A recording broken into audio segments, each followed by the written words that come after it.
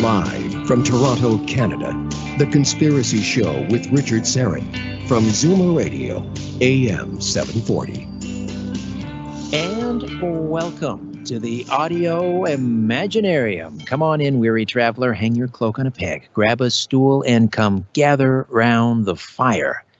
There are stories to be told, and you are indeed among friends. And tonight, this is kind of special. I'm coming to you live from Zoomerplex in the Liberty Village neighborhood of Toronto. It's been a while. It has been a while. I've been broadcasting from my little studio beneath the stairs in Old Thornhill, north of Toronto, but I've missed this place. I've missed Carlos, my technical producer, and, well, quite frankly, my mail was piling up. I actually got a call from reception here at Zoomer Radio a couple of weeks ago asking me to please swing by, please, and get my mail. And it was like, maybe I'm dating myself, but you remember the old Dagwood Bumstead cartoon? He would open the closet and everything would come pouring out. That's what it was like in my mail bunk. I shoved about 24 different packages and parcels into the back of my car, and I will open those up. Actually, I'll get my little guys. They're not so little anymore. They'll be 14 next month, but they love to open my mail, the books that I get, as you can imagine, in this job. Oh, look, Dad, it's another book on Bigfoot or the pyramids. It's like Christmas. So we'll have some fun this week. The Honorable Paul Hellyer is standing by, along with Victor Viggiani from Zealand News Network, and I'll bring them on board in just a moment. Coming up in the second hour, open lines. I always look forward to hearing from you and speaking with you. Open lines. You might want to jot these numbers down. They'll come in handy in about an hour. In the Greater Toronto Area, you'll call 416-360-0740 and toll free from out of town 1-866-740-4740. Open lines. And those numbers, actually, if time permits, we'll try and carve out a few minutes for you to call in and speak with Victor and the Honorable Mr. Hellyer. Just a quick reminder, if you haven't already done so, please register at strangeplanet.ca. That's my website, strangeplanet.ca. And sign up for my free monthly newsletter, Inner Sanctum. I'm already at work on the October issue. Again, go to strangeplanet.ca, and up near the top, you'll see a button. Just click on that and enter your email address, and you're done. And then you'll start receiving Inner Sanctum delivered right to your email inbox every month, absolutely free. It is hard to believe, to say the least. Earlier this month, in fact, marked the 15th anniversary of a public announcement that really took the UFO disclosure movement by storm. Canada's former defense minister, former deputy prime minister, publicly announced before a crowd at the University of Toronto back in 2005 that he believed in the existence of UFOs. In fact, he said UFOs are as real as the airplanes flying over your head. The Honorable Paul Hellyer, Canada's youngest member of parliament when he was first elected in 1949, and the youngest cabinet minister appointed to Louis St. Laurent's government 8 years later. Although Mr. Hellyer is best known for the unification of the Canadian Armed Forces and for his 1968 chairmanship of the Task Force on Housing and Urban Development, he's maintained a lifelong interest in macroeconomics. This led him to form Action Canada, a populist movement dedicated to the concepts of full employment and low inflation, with an emphasis on quality of life issues. Through the years, as a journalist and political commentator, he has continued to fight for economic reforms and has written several books on the subject. In recent years, he's become interested, of course, in the extraterrestrial presence and their superior technology that we've been emulating. As I mentioned, in September 2005, he became the first person of cabinet rank in the G8 group of countries, the first person of cabinet rank in the G8 group of countries to state unequivocally UFOs are as real as the airplanes flying overhead.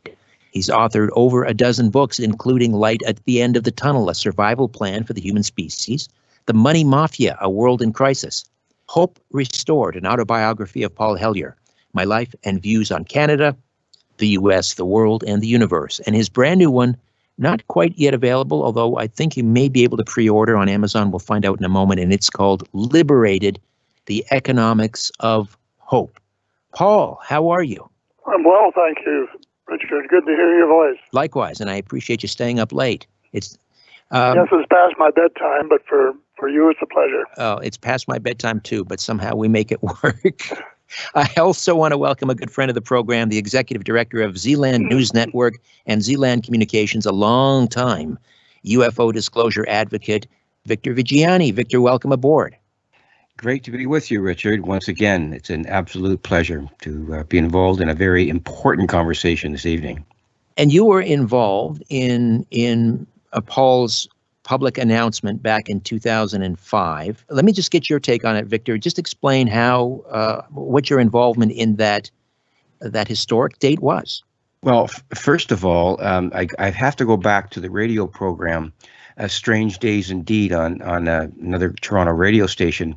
The host there was Earl Bruce Knapp, and we had finished a program. I forget exactly. I think it was in April sometime. And at the time, Mike Bird and I were planning the symposium on UFO disclosure and planetary directions. And so Errol and I had just finished a program, and I was packing up my things and waiting to go out the door. And one of the ops called me and said, "Victor, there's a call for you in line one." I didn't want to take the call. It just, I was tired, and it was like 1 o'clock in the evening. You know what that's like. But I took it anyways. And it was a friend of Paul's. I won't mention his name, but it was a close friend of Paul's. And he said to me, "Is Mr. Viggiani?" "Yes, you have to talk to Paul Hellyer." And I said, "Why?" At the time, I remember Paul as a minister of defense and all of that, but I didn't know why at the time. He just said, "You have to talk to Paul." So I said, "I'll take that under advisement. Thank you very much." And I waited a couple of weeks, and I did call Paul a little bit later on, with the understanding from another person, as Paul will get into, from Pierre Junot, a friend of Paul's, who suggested that Paul read a very important book, and I'm sure Paul will outline that too.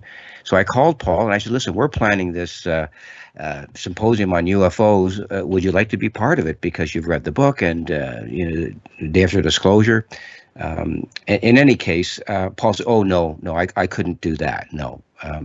He refused my first invitation. I said, "Well, let me, call you back after you finish reading the book, and we can talk again." So a couple of weeks went by, maybe a bit longer, and I called Paul back. And I guess whatever the fates may be, and the gods opened up the heavens, and Paul said, "Yes, I will be part of the UFO symposium in September 25th in 2005. So that's a very quick summary of how it happened. And then from that point on, we just extended the invitations to other people to speak at the conference, and which we'll probably get into a bit later on. So that's a very short thumbnail sketch of how it all happened to begin with. Right. And Paul, was it how difficult a decision was that? I mean, were there friends and confidants and maybe even confidants and maybe even family members who said, "Paul, listen, do you really want to do this? Think about your legacy"? They said they talked about that later when I'd done it. But it was really a matter of conscience, Richard, because after reading The Day After Roswell and realizing that it was the truth, and then, as Victor has not mentioned, confirming this with a retired United States Air Force general, who, when I called him after some prompting from my nephew, and told him what I was, he had been told what I was reading. And when I picked up the phone and called him, he said, "Every word is true and more." And so with that confirmation and him going into the more for about 20 minutes, and telling me that there had been face-to-face meetings between the United States officials and sentient beings from other star systems, I was confirmed in my conviction, which I already had then, that I should go public, because I was afraid that at some stage the United States the Air Force might get us into a galactic war, knowing their sort of propensity to shoot first and ask questions after. So I thought, the American people don't know what's going on, and they should, because this is a very important issue, and I have a responsibility to speak the truth so that some people at least will know what is actually happening, and should take whatever action they feel is required, as a result. So that's sort of how it got going. And but the other interesting part of it was I was getting married a week to the day after the speech at the University of Toronto.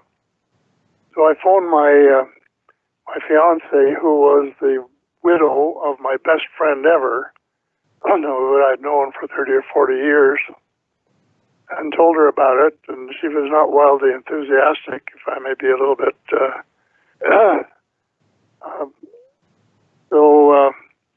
But she said, if you feel it's important in the public interest, go ahead and do it.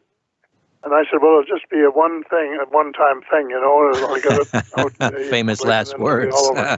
Right. Yes. So I didn't mean to tell her an untruth, because I have a long, long reputation of telling the truth, and I pride myself on doing that. But it turned out that once I went public, then the papers started coming in from all over the world, some classified and some not, and dozens of books. And then there were a lot of people that wanted to brief me, including Dr.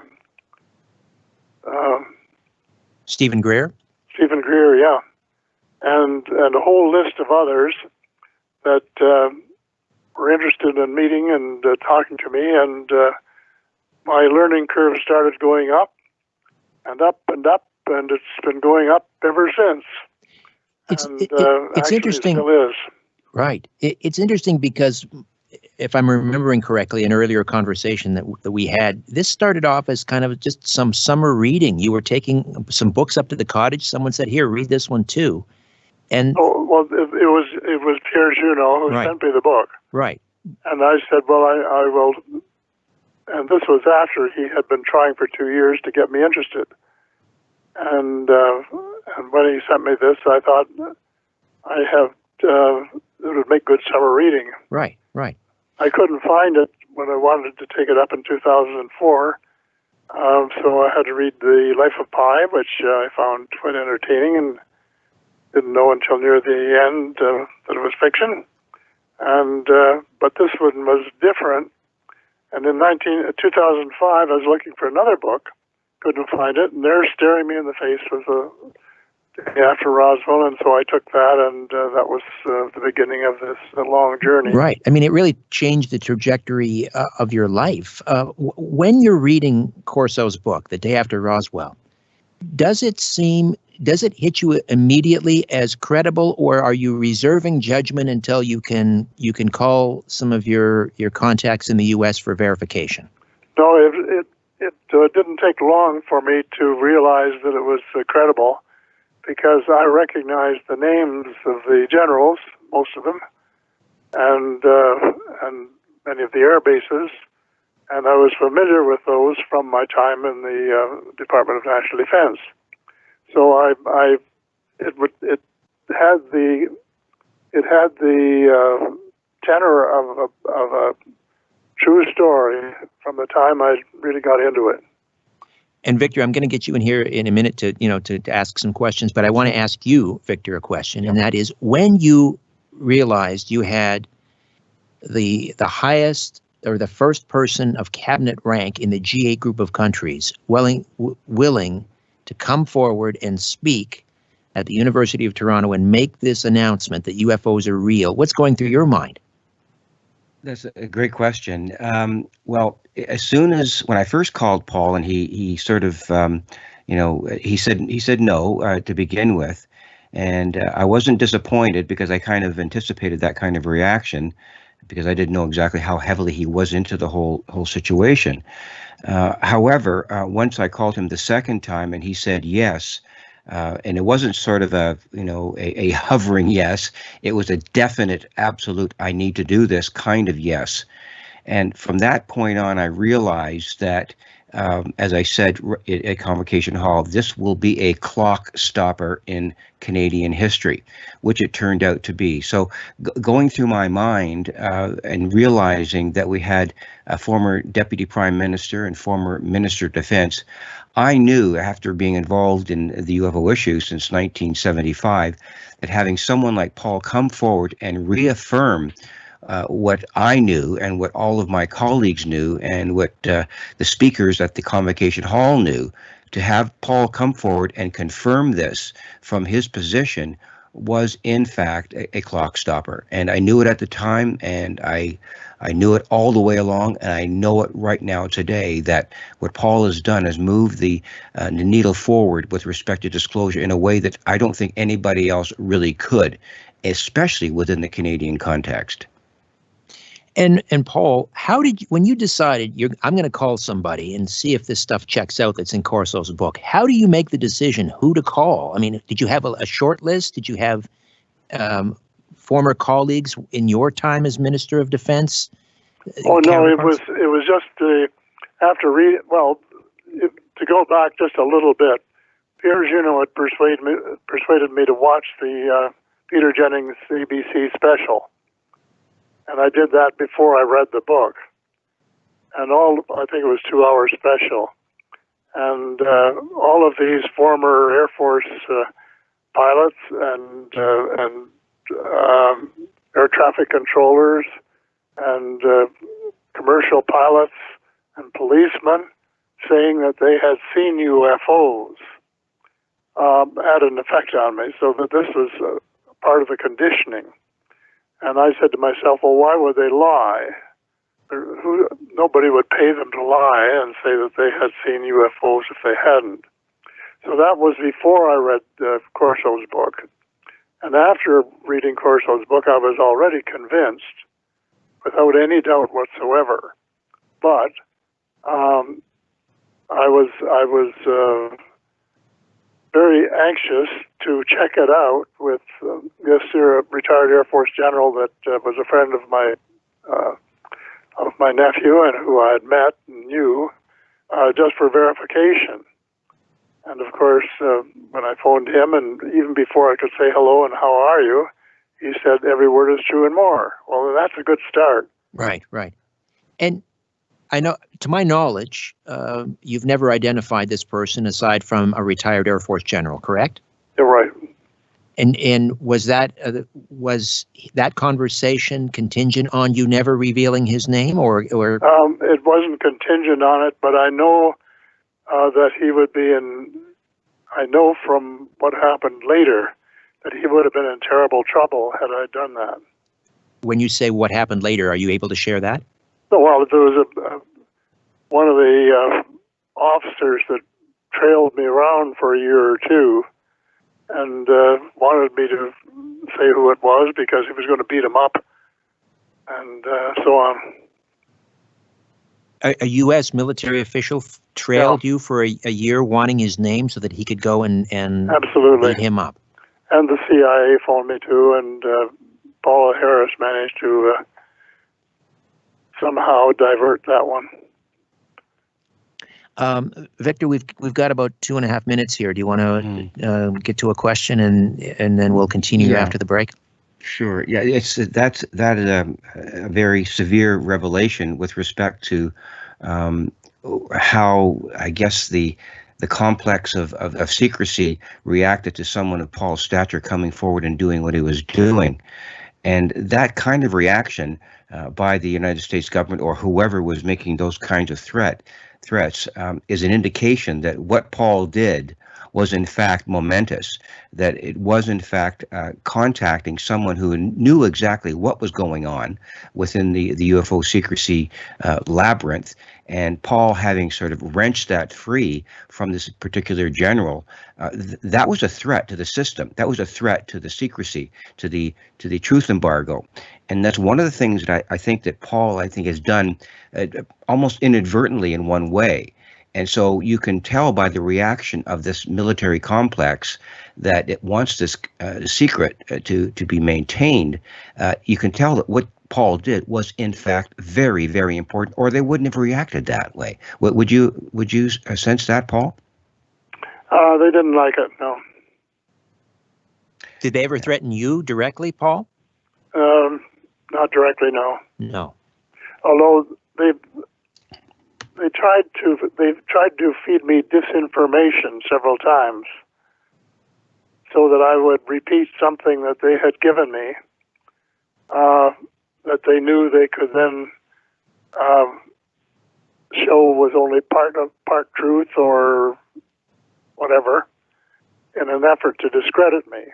They tried to do that several times, but I, being an old farm boy and knowing the difference between wheat and chaff, I managed to avoid being sucked into any of those situations. All right, Paul and Victor, stay put. We'll take a quick timeout, come back, and continue to delve into history, really.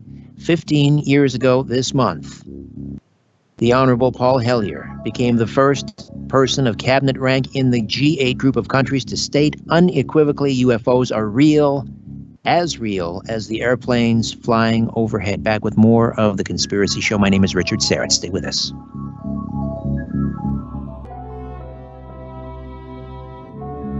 Different views make great conversation. This is The Conspiracy Show with Richard Serrett on Zoomer Radio. To speak with Richard live, call 416-360-0740 or toll free at 1-866-740-4740. And just a reminder, open lines at the top of the hour. Right now, the Honorable Paul Hellyer stays with us along with Victor Viggiani, and Paul's latest book, Liberated, The Economics of Hope. Now, I know it's not officially out yet, Paul, but is that available as a pre-order? I don't know if you've checked in the last 2 or 3 days, but I think it probably is available because I got mine in the by Express 2 days ago. Ah, so it is available now at Amazon and wherever good books are sold, I'm guessing? Right, it should be. Well, right. It takes them a few days to get the order filled, but Amazon should have it now or within a day or two. All right, Liberated, The Economics of Hope, and we'll get around to discussing some of the finer points in that book. Right now, I wanted to go back to this conversation with this Air Force general. And forgive me if this is going over well-trodden territory, but it's absolutely mind-blowing, and some of his revelations to you about various what do we call them, races of ETs that were interacting. Can you walk us through some of those points that he made with you on the phone? No, he didn't get into that. I think apart from the fact that U.S. officials, that first of all, the book was, in his opinion, 100% true. I don't think that was quite, probably 95%. But he told me something that I didn't know, which I think a lot of people don't know. And that is that when you get into the argument of nothing travels faster than the speed of light, it isn't true. And that gravity travels faster than the speed of light. And that most of the spaceships are anti-gravity. And there are other, we don't get into wormholes and that sort of thing tonight, but there are other means of speeding up travel through space that we just didn't know about and weren't in the books, of course, that we were taught during school. So people like even one of my sons, he says, well, nothing can travel faster than the speed of light. This is correct. That's what I call the old reality. And what I've been studying and researching and writing about with these last 4 books, interestingly enough, each one of the last 4 books was supposed to be the last. And I think that this liberated the economics of hope is, in fact, the last. I don't think I could get away with another one because my wife is getting sick and tired of me being working all the time, now workaholic. But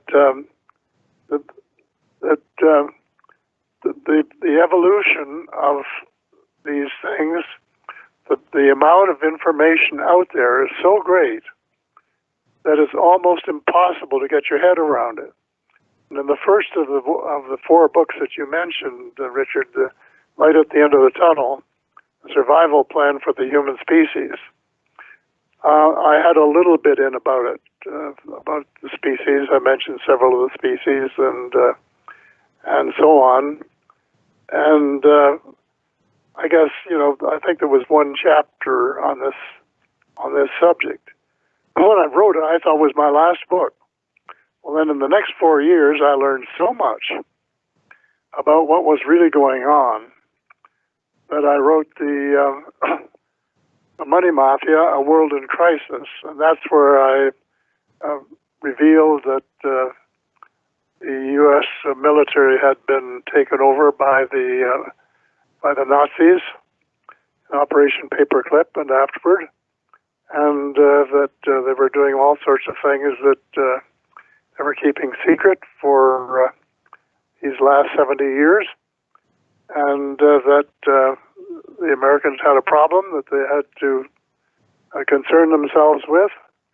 They should know about it, and at the end of the book, I proposed that they have to have a second oath of loyalty, and starting with the president, and go right down through the military, industrial, and intelligence, because intelligence is in it through their ears, an intelligence complex.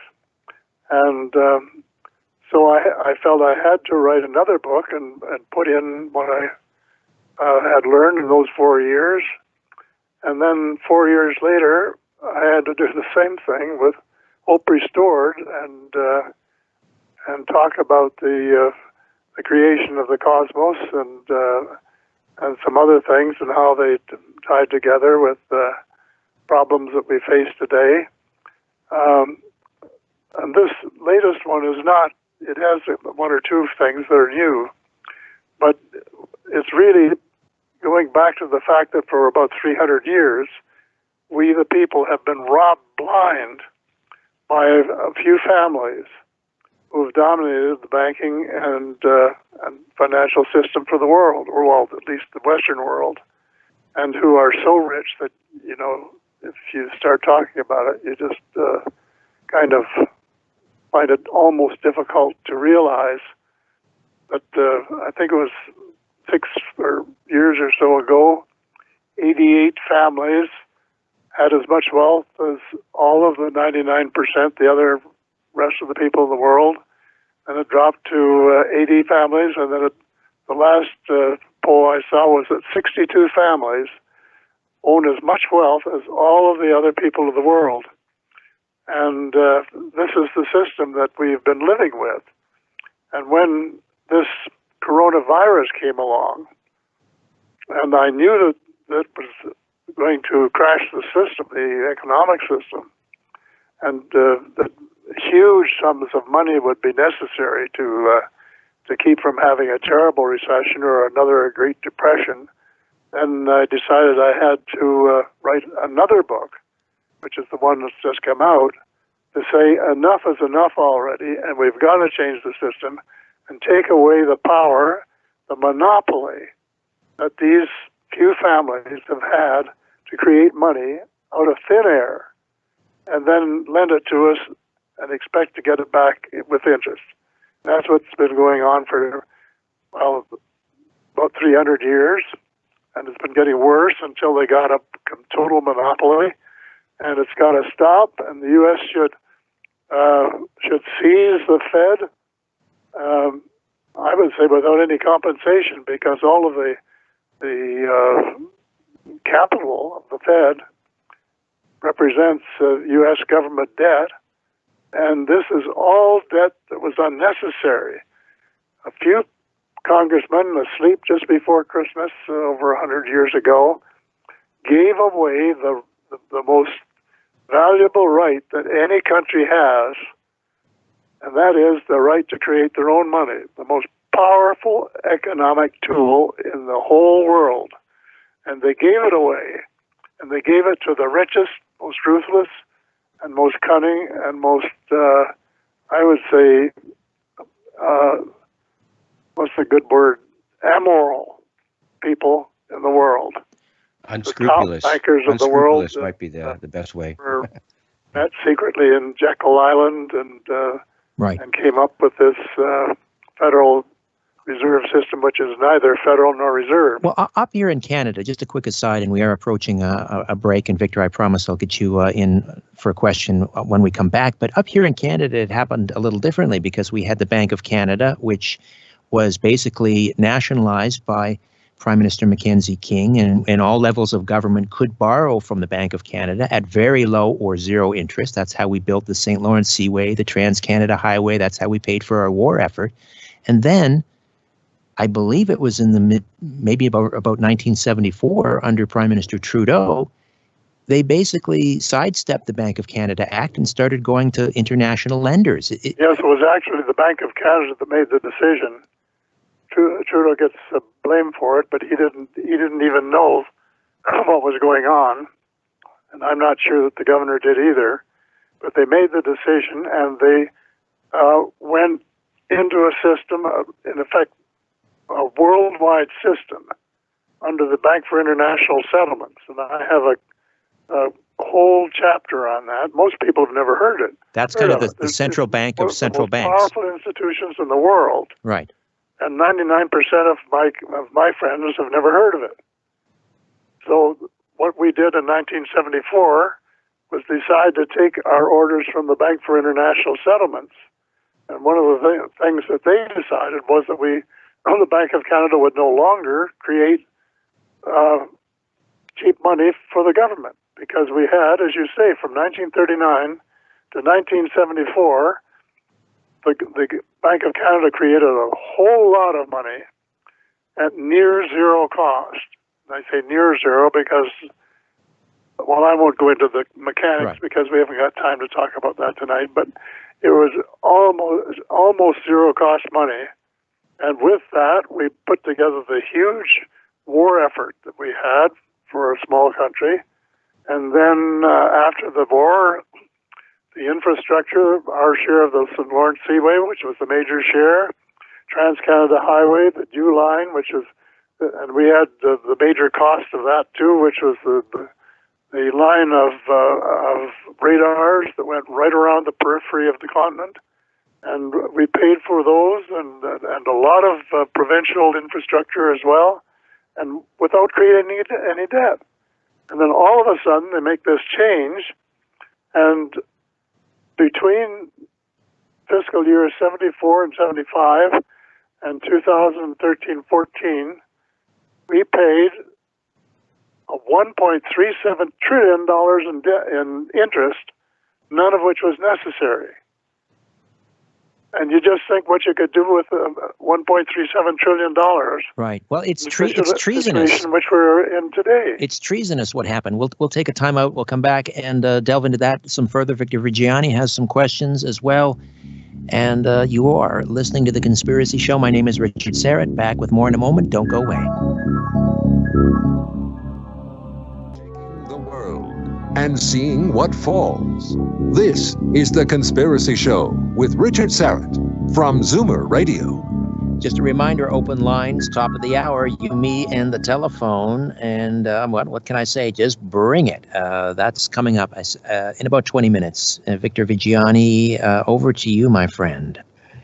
Yeah, it's an intriguing conversation, Richard. You've raised some in very explicit points with Paul. Paul, I just want to sort of throw something by you that if these families, as you describe, who control the amount of wealth that they in fact control, when I'm trying to link these two issues here together, when any kind of disclosure does happen with respect to the extraterrestrial presence, what effect do you think that that kind of disclosure will have on the monetary system that we have in the context of who these ET beings might be, whether or not they even have a monetary system themselves, and how locked in we are to this archaic thing called money? How do you think that's going to affect how the economic system of the world or the global community might happen? I know that's a speculation on your part, but I'd love to hear your take on that.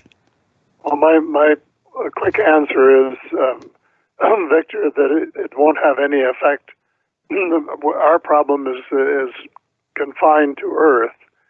We will learn things about other planets which have different systems, and maybe, ultimately, some of those might apply here. But in the time period that we're concerned about and our children, we have to change the system so that instead of some people having control of hundreds of trillions of dollars, literally, and while others are starving, that the money is redirected, and all sovereign countries start creating a certain amount of the money that they require, and enough to balance their budgets, and to start making a change in the distribution of wealth, so that there are fewer people in the world who are really poor, and there are no people who are homeless or hungry. And this is quite possible within the system if we were to change it the way that some of us have recommended to the government, and which I recommend in my book. And I have a formula there that I worked out with a colleague when I was member of the Committee on Monetary and Economic Reform, and we presented it to the Conservative government 6 years ago, and they didn't even acknowledge it. And we presented it to the present government, and they haven't even acknowledged it. And consequently, that has cost the Canadian people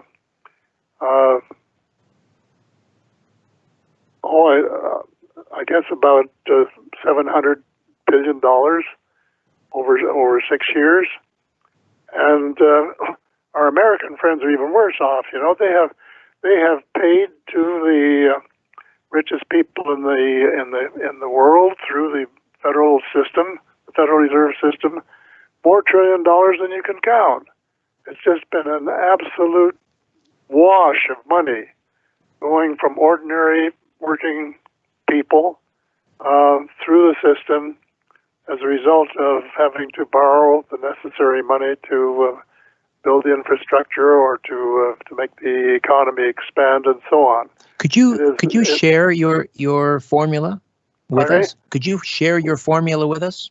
Well, it is to go back to the system where the banks have to have cash reserves, ultimately of 34% of all of their deposits instead of zero, which is now the system now. And this would be accomplished over 7 years at the rate of 5% a year, and that all of the governments of the world would be able to create an amount of money equal to 5% of the total bank deposits in their country every year for 7 years until they reach this 34%. And it's a huge amount of money. And in the first year, for example, if this system was extended across the Western world and so on,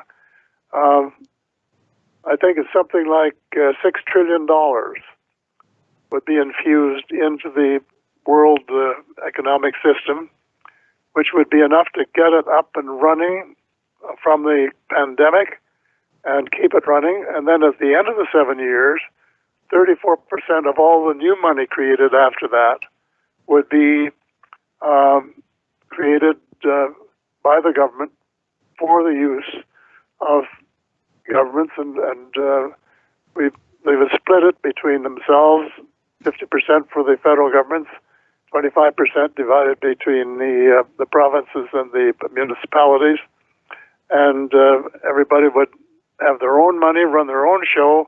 They wouldn't have all of this red tape that they have at the present time, and so on. But even more important is the question of power. And there are several systems being put forward at the present time, modern monetary theory being one of them, which all have merit. But the one we put forward, and the one I put forward in the book, is the only one that is specifically addressing the question of the power of these bankers to run the world, which in effect they have now. They have more power than the President of the United States, believe it or not. And that is a real problem that we may or may not have time to get into. Okay, we'll take a time out and we can touch on that when we come back. Paul Hellyer stays with us. Liberated, The Economics of Hope. It's out now, folks. Get yourself a copy. Victor Viggiani's Eland News Network stays with us. Back with more in a moment.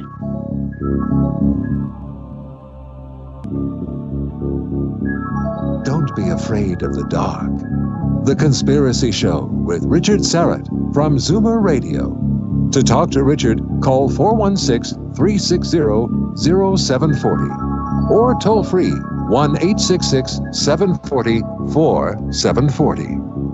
So let's see if I understand this formula. Essentially, it comes down to this. The government would essentially circumvent the central bank or the Federal Reserve in the case of the United States, or the international lenders by printing their own money. So, for example, Abraham Lincoln in the 1860s, he had the greenback. It was like a $5.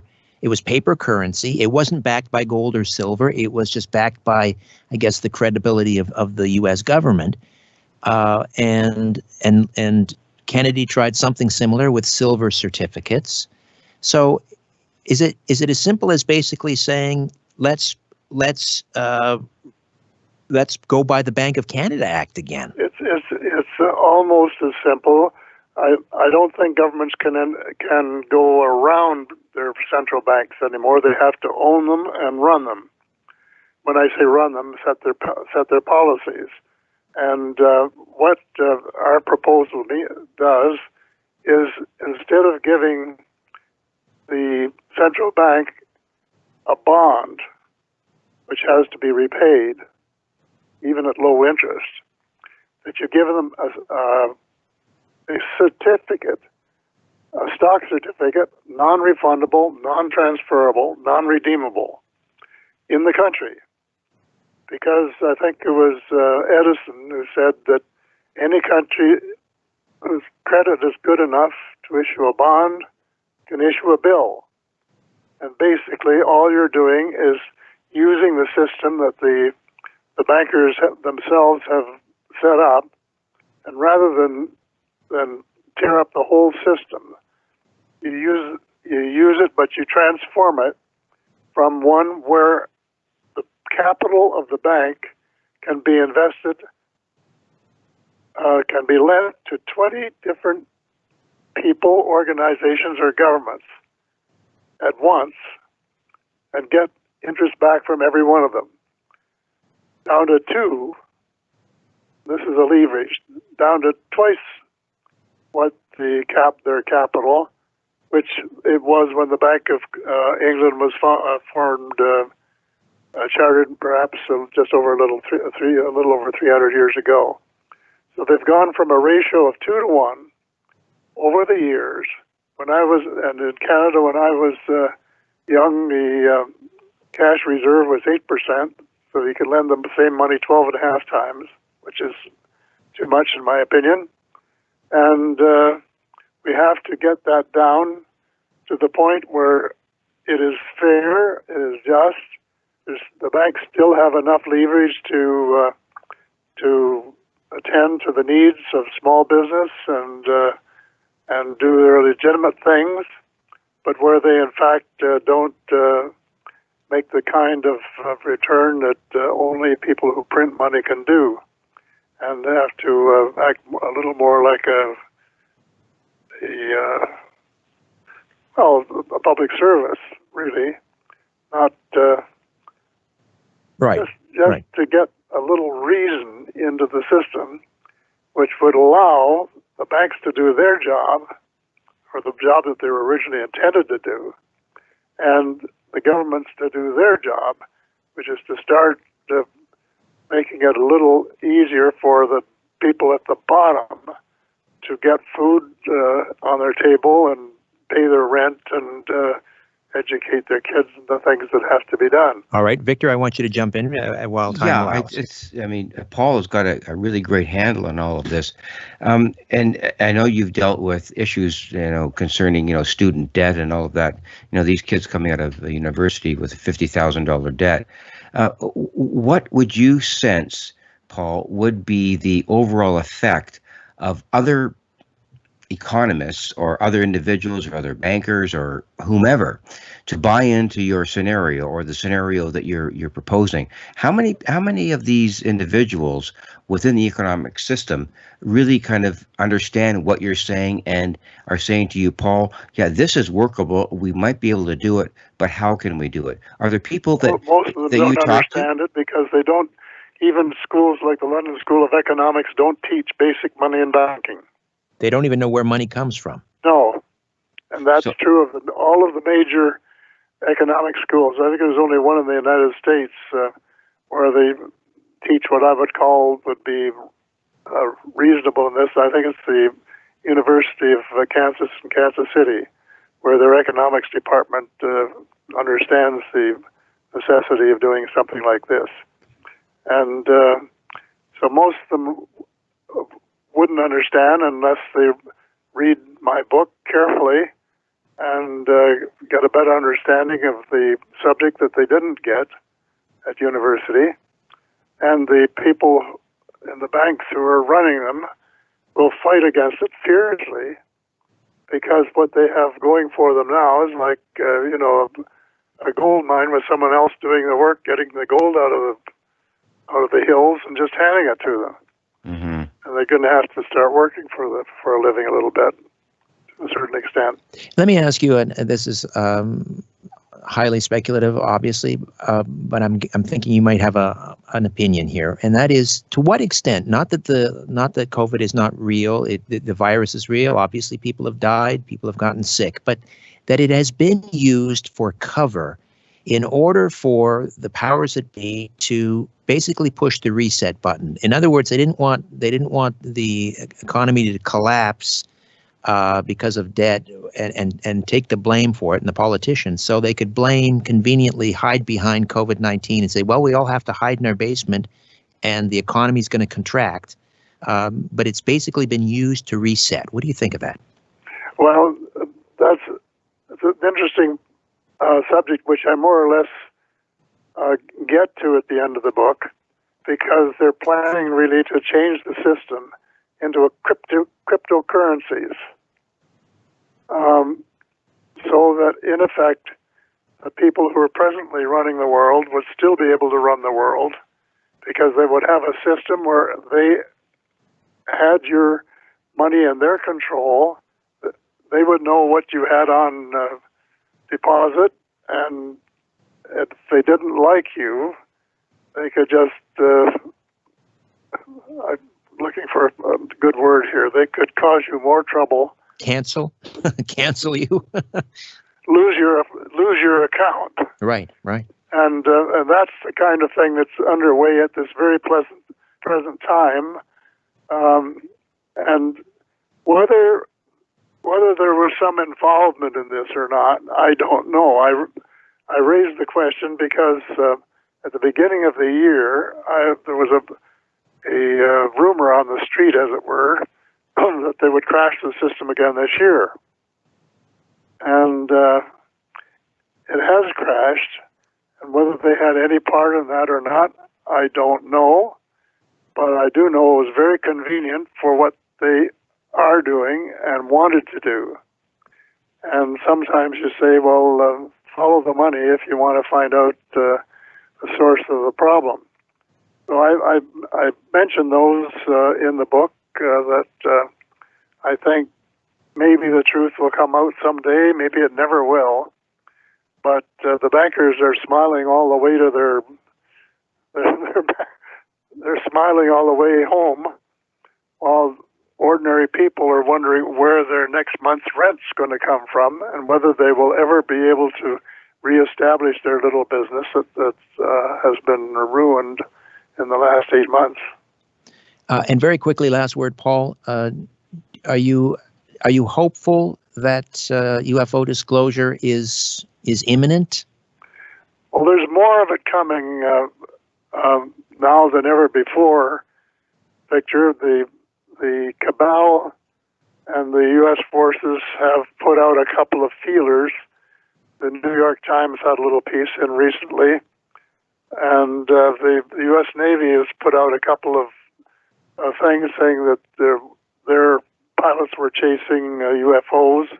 They knew they were real, and but they didn't know what they wanted. Well, that's a lie, because they know exactly what's going on. The U.S. Navy, I think, fished the first UFO out of the South Pacific in 1945, and they've been involved deeply in the business ever since.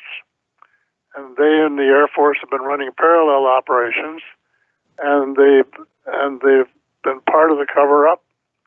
And so now the problem they have is trying to explain how they've got a space force when they haven't yet officially acknowledged the existence of UFOs.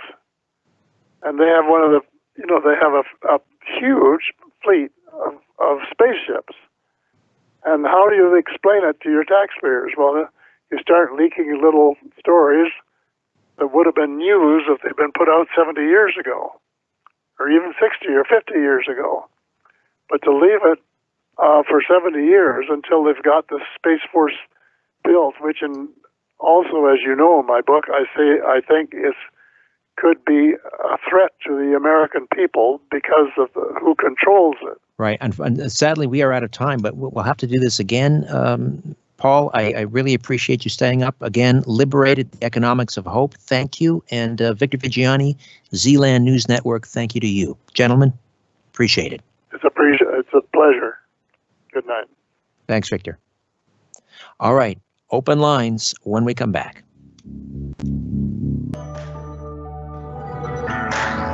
Live from Toronto, Canada, Earth, The Conspiracy Show with Richard Syrett on Zoomer Radio. Thanks for inviting me into your home. Long-haul truck, RV, camper, taxi. Your parents' well-appointed rec room with the simulated wood paneling, electric fireplace, and the painting of dogs playing poker. Your loft, that greasy spoon just off the interstate, and your cabin in the woods. And a big howdy, how are you to everyone listening in on our flagship station, AM 740, 96.7 FM, Zoomer Radio here in Toronto.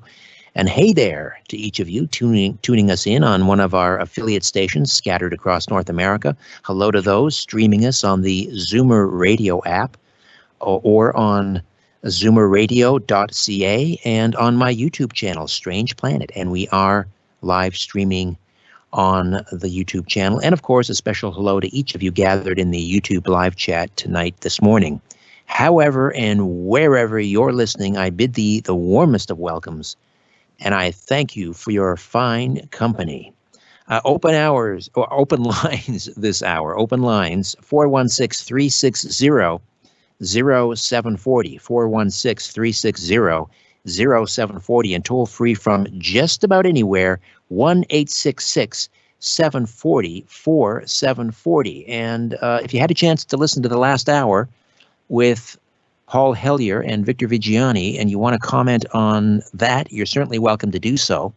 And just about anything else. Keeping in mind, this is a conspiracy show. We talk the paranormal, we talk UFOs, we can talk a little political subterfuge if you'd like, but we don't swap veal recipes. That's basically what I'm saying. Now, Carlos in the other room, do we still have Victor Viggiani? Yes, Victor is going to hang in, and we're gonna sort of conduct open lines together. It's always great to have Victor aboard. Victor, how are you? Just fine, thanks. That was a very interesting first hour. Yeah, I know people may not realize that Paul Hellyer is 97 years old, 97, and so for him to be up late, that's, first of all, we're very grateful. It's remarkable for him to have that kind of energy still, but I would love to get him back on to delve further into the economics, the macroeconomics. But the UFO ET question still, to me, is, I know he loves to talk macroeconomics and so forth. But to me, that's the Lollapalooza. We didn't have a lot of time to get further into his views on the types of ETs that are interacting with humankind, and I know you've talked to him a lot longer and known him a lot longer than I have. Can you share a little bit about his views on the types of ETs that are interacting and to what extent they are interacting? Well, he has come on board with people like Clifford Stone. I know we've conducted interviews with with Clifford before, and Clifford Stone has been one of the foremost proponents of visiting crash sites where extraterrestrial vehicles have crashed. We're talking, hard, vehicles, and then on top of that, actual beings. And I know that Paul has definitely some very strong views, not only about the kinds of vehicles that have crashed, A, and B, the entities that are in these craft. His assertion that there are 57 different varieties of extraterrestrials out there is not all that far-fetched, because a number of other people who've articulated that and have espoused the position that the United States government have met with some of them. It's very difficult to dismiss that kind of evidence. I mean, it's easy to say, well, yeah, it's just total fabrication, and it's easy to say that because it's so far-fetched. But what if it is in fact true that there are in fact 57 different species? And Paul's made this very clear. I know that he's had interactions with a number of different people. Dr. Edgar Mitchell, for one, the sixth man to walk on the moon, who has affirmed the fact that these craft have in fact crashed, and there are beings and bodies being consumed by the United States recovery teams. This kind of stuff is not easy to dismiss. So what do you do with that kind of information? Do you just totally dismiss it, or do you delve more deeply into the people who espouse these particular points of view? And that's the whole conundrum of UFO disclosure. You can discount it, holus bolus, or you can dig more deeply into it and find out, in fact, whether Clifford Stone, for example, has in fact seen extraterrestrial beings at these craft sites. And that, to me, is a tipping point that you just can't dismiss. All right, let's go to the phones, and John is in Toronto. John, good morning. Welcome. Hello. Thank you for taking my call. Great show as always, sir. My pleasure. What's on your mind? My question is, my main concern, I believe that there are UFOs and that there are extraterrestrials in the world. The one thing that I think about the most is, how are we going to shift the paradigm that we have now as a human race? I forget who it was that a very famous man was asked by a reporter, and he said, "Do you believe in the are there extraterrestrials? Is there intelligence in outer space?" And the old man said, "Young man, there are only two possibilities. One, we are completely alone in the universe. Two, we are not." I find both possibilities to fill me with equal measures of terror and excitement. And my question is, how are we going to prepare people for the paradigm that when the extraterrestrials do show up, because eventually they are going to show up. I truly believe that. Mr. Viggiani, what do you believe is the best way that we can help prepare people so that people don't freak out? Like when Orson Welles read War of the Worlds, it was very disturbing for people. What is the best way, other than these ridiculous UFO movies that always show, I mean, they're very violent and vexatious to people's nervous systems. What is the best way that we can prepare ourselves? All right, go ahead, what Victor. would be the effects of such? Excellent question. It's something that plagues me on a daily basis.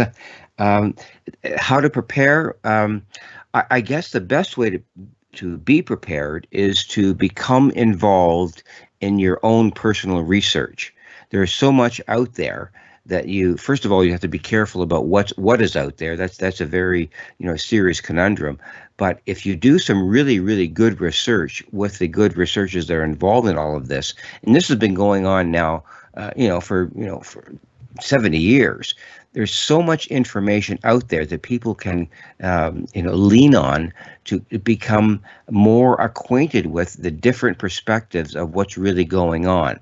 And the only way that I can describe it is do your own research. Don't depend on Facebook to, be your be all and end all of your understanding of the extraterrestrial issue. You've really got to dig down deep and look at people like Jacques Vallée, for example, John Mack. There are a number of other people involved in all of this research. If you dig down deep, and people, they don't always dig as deep as they can to find out what's going on. So you have to prepare yourself with good information. And there's so much politically happening right now. The Pentagon issue, the issue with the United States Senate going more deeply into all of this. You have to dig down deep and find out what's really going on in order to prepare yourself for what's really going to happen. And there is going to be some form of ultimate disclosure going on here. There's absolutely no doubt about it. So you have to do the work of investigating good people like Richard Dolan, for example. Read his both tomes on the UFOs and national security state. Get an understanding of that to begin with. So in order to prepare yourself, you've got to do your own research. You just can't depend on speculation on Facebook or Instagram or Twitter to get a full understanding of what the UFO issue is all about. You have to do your own research. So that's my suggestion to how to prepare people for what's really going on. All right, John, thank you for that.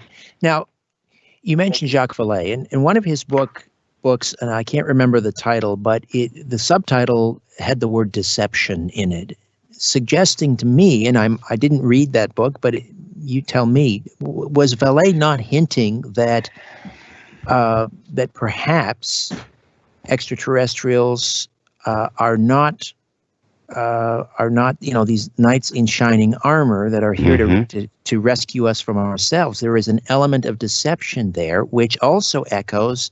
And now I've just lost the thread. His name, the gentleman, the doctor from the Philadelphia area, who, along with I think Bud Hopkins, they brought that Roper poll in about alien abductions. Right.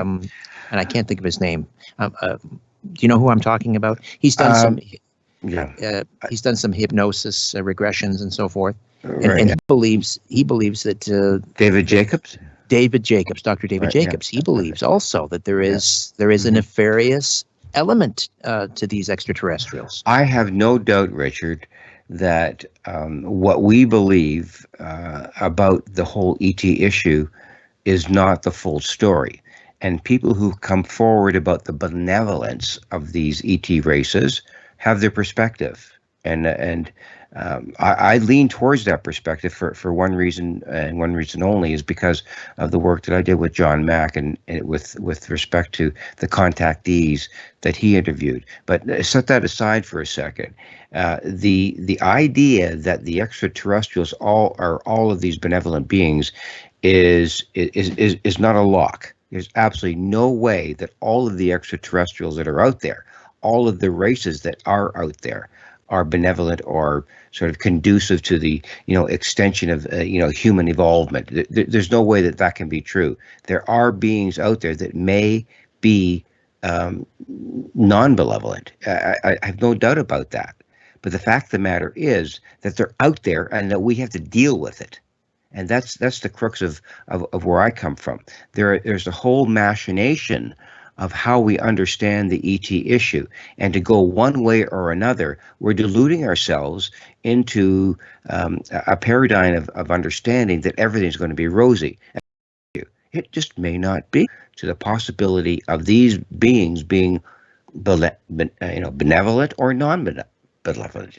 We just don't know. And if anyone suggests one way or another, and that's the only answer to the question, I think we're deluding ourselves.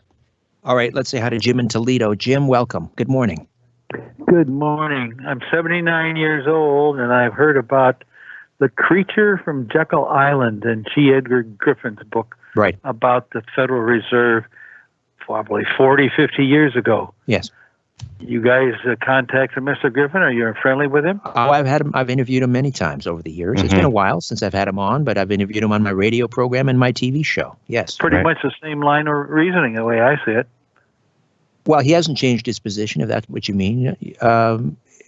He's talking about the power of the Federal Reserve. This is the creature from Jekyll Island. It was formed on this island and 1913, and it was rammed through Congress with during a Christmas break when there weren't too many people were anxious to get home. Let's put it that way. They didn't. The three major families that did it were Rothschilds, the J.P. Morgan, and the Rockefellers. Yes. Well, that's the big. These are the people running the world. Well, it's not federal, it's not a reserve, and it's not a bank. Really, it's just a license to print money for somebody. It's a cabal of money merchants. Well, I spoke to Michael Tellinger recently. I would say within the last 2 months.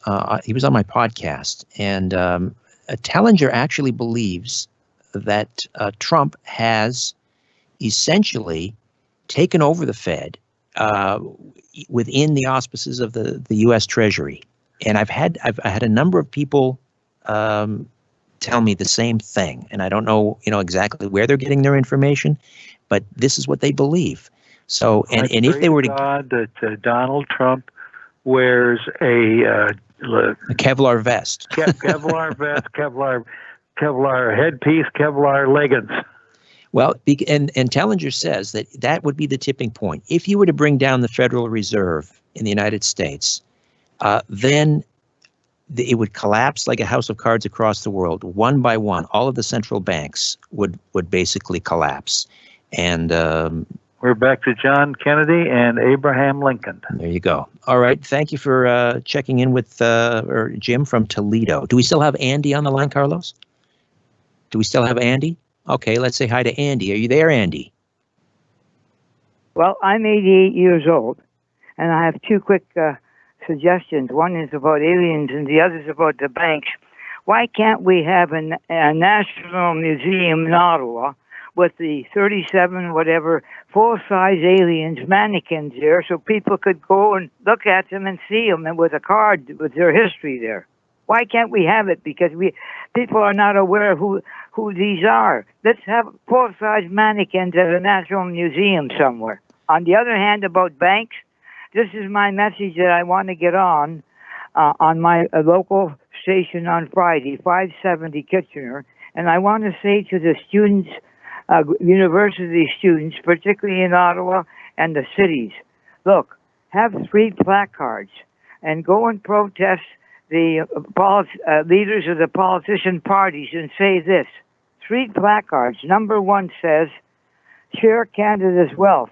Placard number 2 that you're protesting with is, banks earn $5 billion. And the third placard is, guaranteed minimum wage right now, NOW now, for Canadians 18 and over. And the reason I say this, sir, is I was at a university years ago. I went by a restaurant and smelled the food.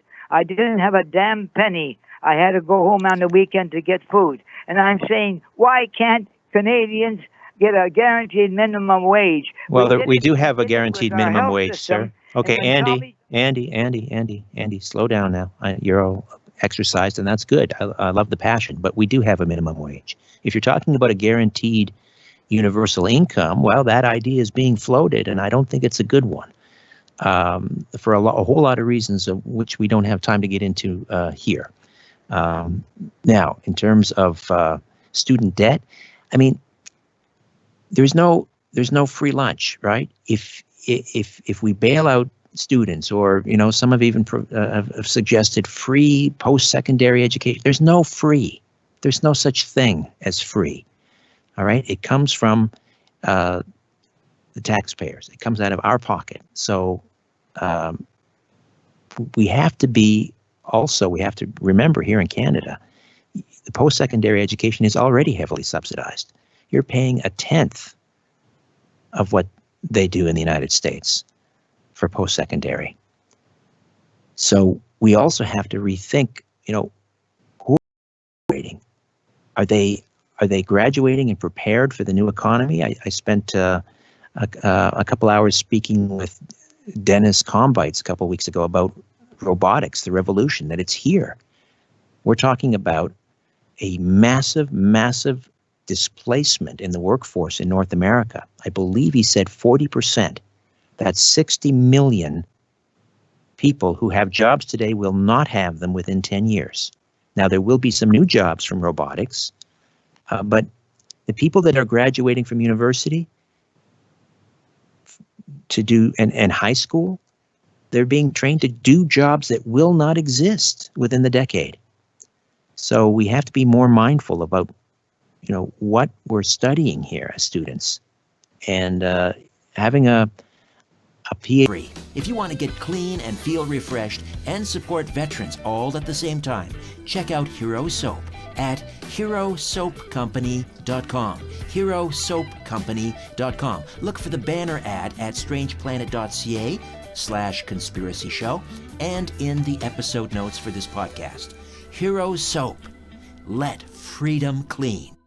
Sign up at zoomerradio.ca and receive quarterly email newsletters with exciting information on Zoomer Radio, the latest on all our programming, and exclusive giveaways for our fan club members. Join now for your chance to win a brand new HD radio for your home or office. Get your name on the list and don't miss out on this incredible prize. Become a part of the Zoomer Radio fan club today. Join the fun at zoomerradio.ca.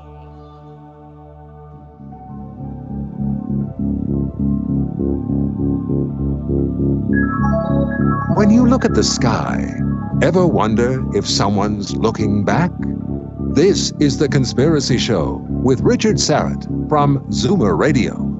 To speak with Richard live, call 416-360-0740 or toll free at 1-866-740-4740.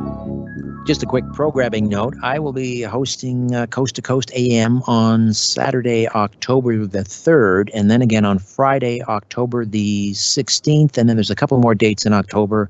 I can't remember, but I've got them written down somewhere, I promise you. And if you want to just, keep track of my comings and goings and when I'll be on Coast and so forth, just go to my website, strangeplanet.ca. There's an events and appearances page. Just click on that. That'll tell you when I'm doing Coast and some of the other radio programs I do, like Humble and Fred, my good pals on another radio station. I usually do the first Wednesday of every month. All right. So we were talking to Andy earlier, Victor, and he was bemoaning the fact, and I think we're always sympathetic to a certain degree with students who are saddled with these huge debts. And I think he was talking about universal income. I'm not sure, because we do have a minimum wage, which I'm also not a huge fan of. However, you wanted to weigh in as a former educator. Well, yeah, it's a really difficult balance to try to achieve in a world where there is. Let's take Canada for example. I mean, we live in a very fortunate country. and where we have a provincial system in all the provinces where education was at one time the premier sort of cherry on the cake globally. I mean, Ontario had at the one time literally the best education system in the globe, and it was really a monument to how the provincial government at the time under Bill Davis brought forward some educational reforms that completely revolutionized, elementary school education, secondary school education, and post-secondary.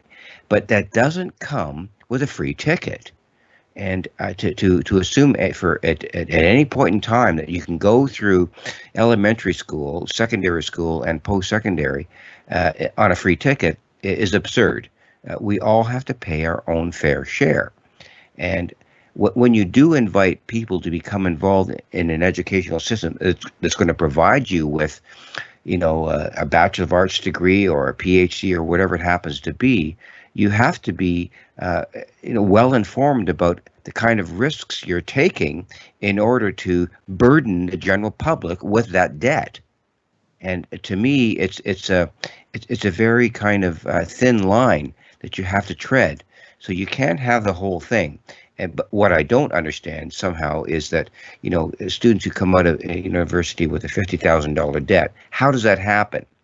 Something has to happen to readjust that kind of inequity. But right. Then again, I have some ideas about that. And sure. I mean, I think for the most part, and it's been a while since I was in post-secondary, it was reasonably affordable back in the 80s. And I don't know, I think by and large, compared to other jurisdictions, it still is. So, for example, in the United States, I mean, you can spend $50,000 a year for tuition and books and so forth. Right. And when I look at and I look at the money and the resources tied up in post-secondary institutions, in administration, in buildings, brick and mortar, that model doesn't work anymore. No, you're right. It's so top heavy now. With there's as many administrators or more than there are for faculty, and in the United States, a lot of these universities are just swimming in cash because of alumnus that donate. Some of them have billions of dollars at their disposal, and they're building huge sports facilities and so forth, which is fine, but. I think it's beholden upon them to get their financial structure in line so that it's more affordable for people. But the idea that now it's like libraries. We're not building libraries anymore because everything is online, and we're going to move that way with post-secondary education as well. And we're getting a taste of it now with COVID and kids going online courses. This is the future, like it or not. It's here. Yeah, I think the point that you're making is what kind of student do we want to put through a system of education that's going to eventually benefit society?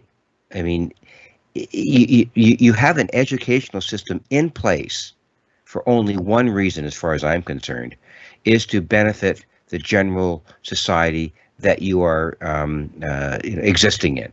It advances the society in order to provide insights, in scientific, philosophical, political, all of the disciplines that are there, all of these things are in place to improve society.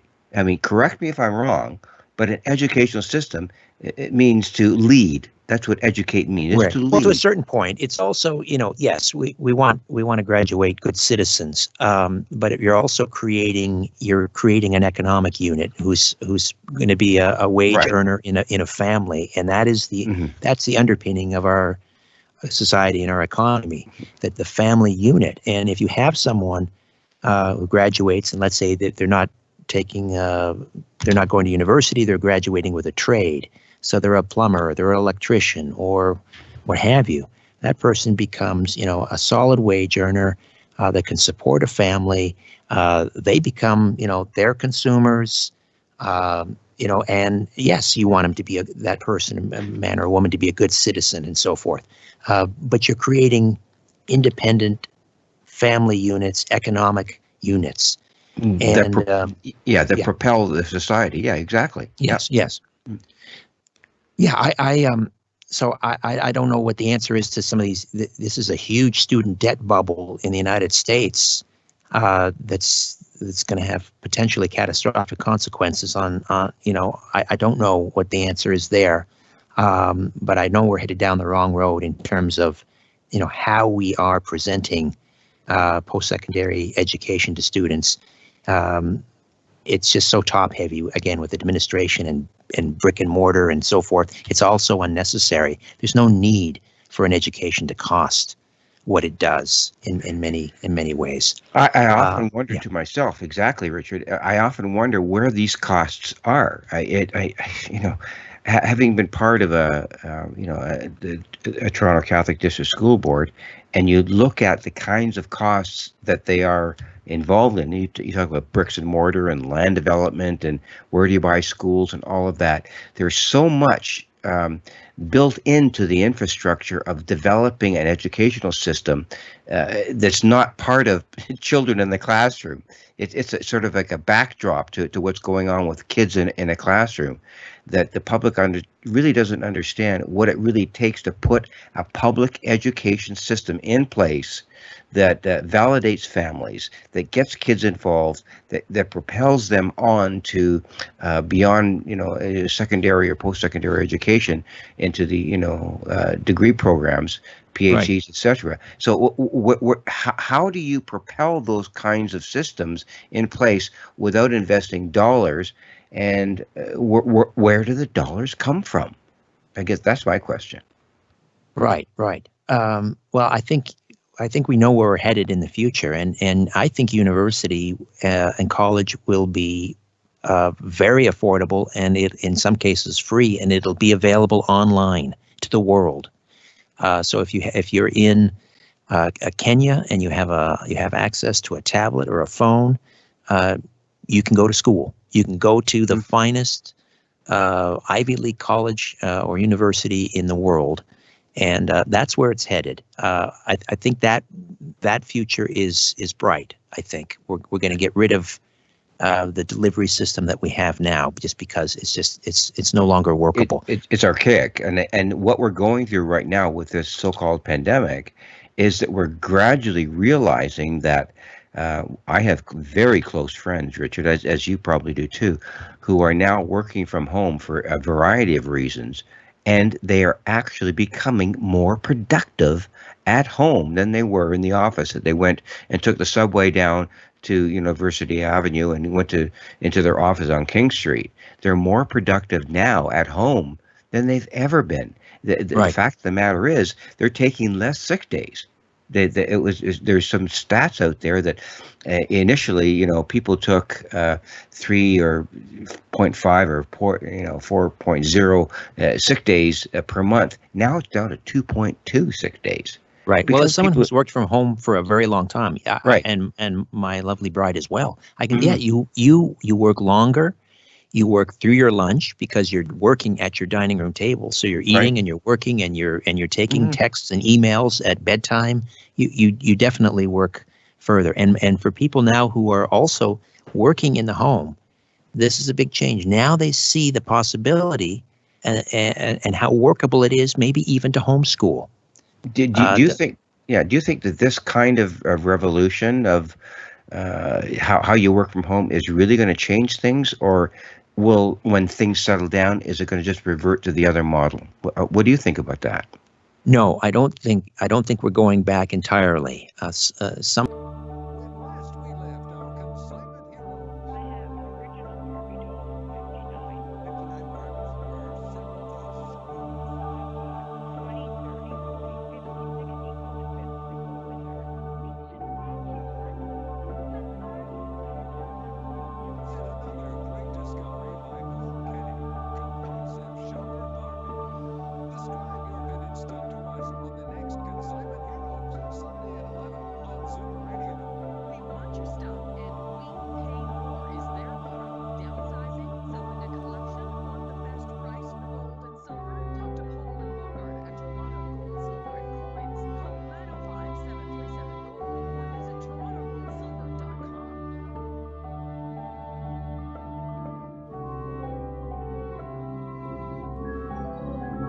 The truth is not out there.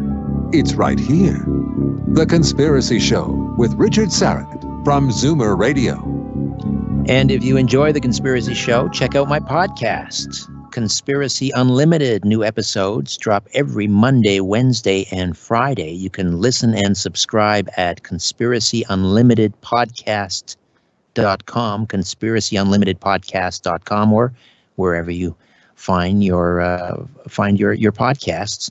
It's everywhere. And let's go right to the phones. And Paul is in Jersey City this morning. Paul, welcome. Well, bienvenue and bonjour. Richard, you are one of my favorite hosts when you substitute in the, how do you call it, the air chair. The air chair. Yes. Well, thank you. That's very kind of you. You're quite welcome. And wonderful discussion this evening. I want to touch on economics and UFOs, and they actually go together. And let me elaborate as fast as I can for everybody. First, I will ask a question. What passport in the world is the most potent passport you could have of any nation? Just take a guess. The most potent? What do you mean by potent? Well, it's a passport where you don't need a visa to go anywhere, where you do not go through any airport. Oh, a diplomatic passport. Steamship security. A diplomatic passport. A diplomatic passport. No, not even that. Well, it is a diplomatic passport of a sort. A United Nations passport. No. No. But you and Paul Hellyer touched on it. The Bank of International Settlements. They have their own passport. They certainly do. Yeah, oh, yes. It's called their own passport. Yeah, it's called BIS. That's correct. Absolutely correct. And you can go anywhere in the world for any reason, at any time, with no search, nothing. You just go through. And that's it. I was not aware of that. I mean, I know about the Bank of International Settlements. It's kind of the central bank of central banks, but I had no idea. But having heard that, I can't say that I'm surprised. So they pretty well have carte blanche. That's right. If you have that passport, they will not question you. You will not be. You will simply be told to take your seat or your front of the line cabin, and that's it. All right. Now, so you wanted to connect that. What does that mean? What does that mean? Well, it just means that if you talk about money and power, that's power right there. I mean, you can go where you want, when you want, and there are no visa restrictions, no restrictions of any kind. All right. Well, that tells us a lot. So you wanted to connect economics with UFOs. All right. Yes. Now, if you there are when Paul Hellyer, by the way, I read his book on the money mafia, and I'm looking forward to his new book. When it comes to huge debt and things like pandemics, the ancients really had the answer to it. And this is going back to the kings of the Bible, like Manasseh, who was not a good one, Hezekiah, who was a good one, the non-Israelite kings like Nebuchadnezzar and Pharaoh Necho and Pharaoh Ramses. In situations like this, they put all debts at an end until things return to normal. That was it. They just declared an end. How you could do it today, well, that remains to be seen, but it would have to be done because in a situation that we have now, can you imagine what happens if people who face possible evictions are suddenly put on the street? Do you know what that does to the spread of disease? Oh, it's true. It's true. Yeah, for sure. See, and so and not only that. I mean, yes, the tenant that's put on the street, but also you have the whole commercial real estate business would collapse. Yes, that is true. But again, the ancients really had the answer to it. They call those Jubilee years in the Bible as well. Every 70 years was a Jubilee year. Let me see. Yes. So you would wipe out all debt. A jubilee year where all debts were at an end, right. Slavery was at an end, everything. It's hard to do that though with a Federal Reserve. I don't think they're going to go along with that. No, I don't think they would. The greed is too strong. And then the other thing is with UFOs. I don't think to the ancients UFOs were all that strange, because if you read everything about the gods, and this is including in the Bible, if you read the Bible, the Quran, the Bhagavad Gita, all of them, Roman and Greek pantheons, to them, the gods came from the heavens. Now,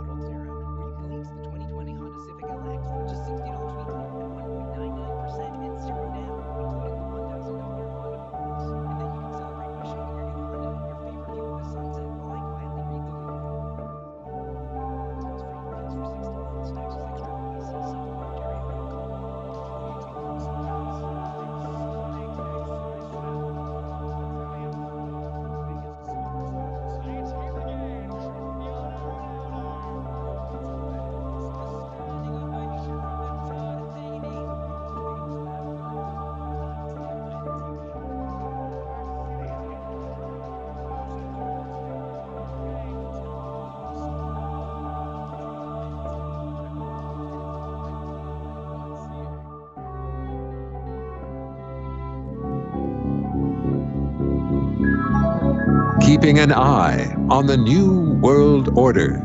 This is The Conspiracy Show with Richard Sarrett from Zoomer Radio.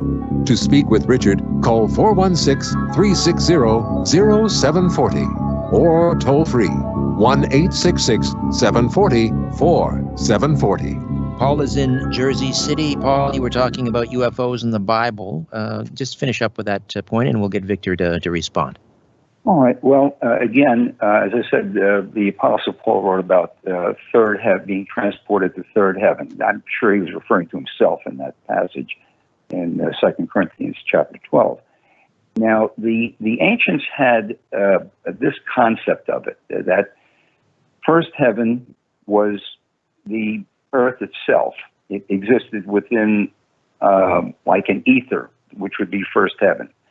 Second heaven would be the firmament or the sky, where the birds and the clouds would see, and the stars at night. And then third heaven was the area where the god or gods lived. That was beyond the reach and beyond the visibility of the people in the first heaven area, which was the earth. So it was a spiritual, transcendental type of thing, but they regarded the gods as coming from the third heaven. So it was not so strange to them. Ezekiel writes of seeing wheels within wheels. If you go to the, well, I'm most familiar with Roman mythology because it's Latin. And the Romans regarded the gods as coming from chariots in the sky. And when you think about it, how would they view a vehicle coming from the second heaven, the firmament, the sky? They would look at it as similar to what they had here, a chariot. So, in that sense, it was not strange to them at all. No, I would agree. Yeah. And one more thing about education. Don't want to take too much time, but I will say this. When it comes to online learning, yes, it is good. But remember, if you study chemistry, if you study medicine, if you study biology, even electronics and physics, you need work in the laboratory. And that takes a physical classroom or physical laboratory in which to work. That's true, but they're getting there. My children are taking some online. It's an Earth Sciences, or it's I think it's called Earth Sciences. It's kind of a little bit of this, a little bit of that, and you'd correct. be amazed at what they can do now online with even biology in terms of my grandchildren as animations well. I and so forth. But you're right, it's not the same as different parts of the world. We're not there yet, but it's getting there. It's getting there. Yeah, and by the way, we have a son who has 6 children, and they are all being homeschooled.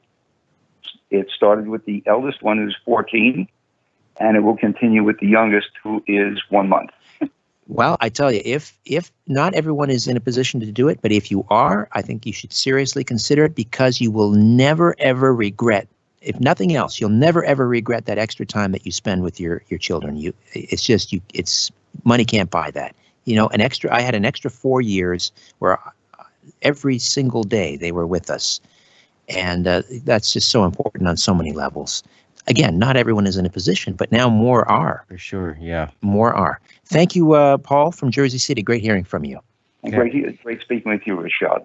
The Paul brings to the point some very poignant questions. And the only caveat that I would, as a teacher now, this is totally different than is the social interaction in a classroom of 25 or 30 students on a day-to-day basis. Over 185 days, you're in that classroom with 25 or 30 students, and you meet them every single day. The bell rings at 9 o'clock, and you bring them into the classroom, and you sit down, you get your books out, and you just begin. I just wonder how that's going to be replicated by any kind of online learning. And I know it's very specific. Online learning can be very, very focused and specific, but I just don't understand how we can replicate or bring into play that sort of recess bell in the morning where the bell rings and you come into the classroom and you're just in there with your backpacks and your lunch and everything, and kids are interacting with a teacher who has something to offer. Well, there is synchronous. There's asynchronous, which is, it's a little bit like correspondence courses. Then there's synchronous, which is you have a teacher. It's live. It is interactive. You have other students. Yes, I get it. It's not, you're not breathing the same air. You're right. You're not. The socializing isn't there, which is one of the reasons we let our boys go this year. They wanted what they called a real high school experience. So they're going to an all-boys Catholic school. Wow. Mind you, it's only 2 days a week and it's a half a day, but they just crave wanting to be away from the house in another building with other kids, and I couldn't deny them that. Yeah. But it doesn't have to be their entire scholastic career. No, you're right. It's 3 or 4 years. It's not one thing or another. You're right. There's a balance there someplace. Right. And the other thing is where you can get the socialization is with co-ops. So a bunch of parents get together and they rent out a church basement, and we did this too, and you hire some teachers, and now they're and these are, teachers whose values align with your values, and they're teaching courses in a certain way. And this is it goes back to the pioneering days when parents would form councils and hire the teacher, and she would teach, all eight classes in a one-room schoolhouse.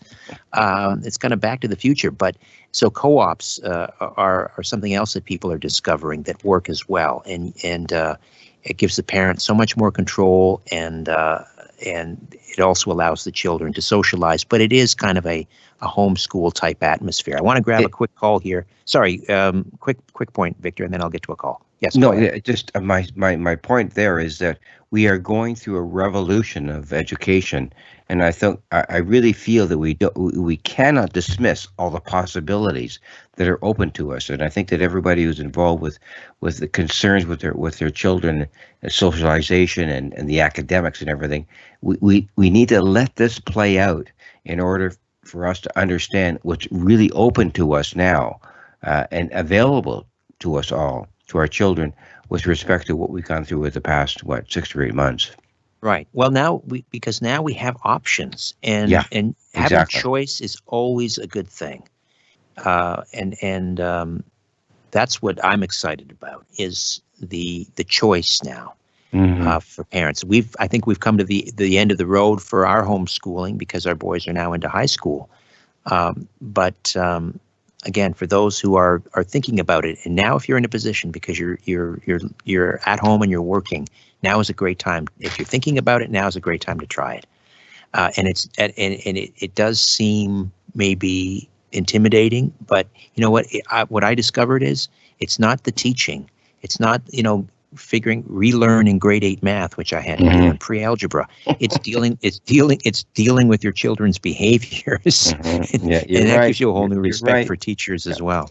And we've come to the end of the road of this program. Just about. We're not going to have time for another call. But Victor, speaking of COVID, I mean, you're typically this time of year you're out. You're doing UFO conventions and conferences and so forth. You must miss it. Yeah, I do, Richard. It's a serious void in my existence. I've talked to a number of the researchers that I've been involved with over the past 25 or 30 years, and they're all suffering, Richard, with respect to the access to information that we all kind of had become accustomed to in the flow of information with respect to the UFO reality. And I get a sense that people are actually vanquished. They're at a point where it's like, it's almost like some people have given up. I don't want to quote any names. I won't say that, but they're extremely frustrated by the wall of uncertainty that's out there, and I'm concerned about that. I'm very, very concerned about it with respect to how the ET issue is going to evolve in the coming 6 to 8 months. I don't know where it's going to go. There are certain open opportunities that I think are there with respect to what the political implications are, but I sense a frustration with people that this just might not happen in the way that we wanted to with respect to disclosure and all this happening in the political and the medical COVID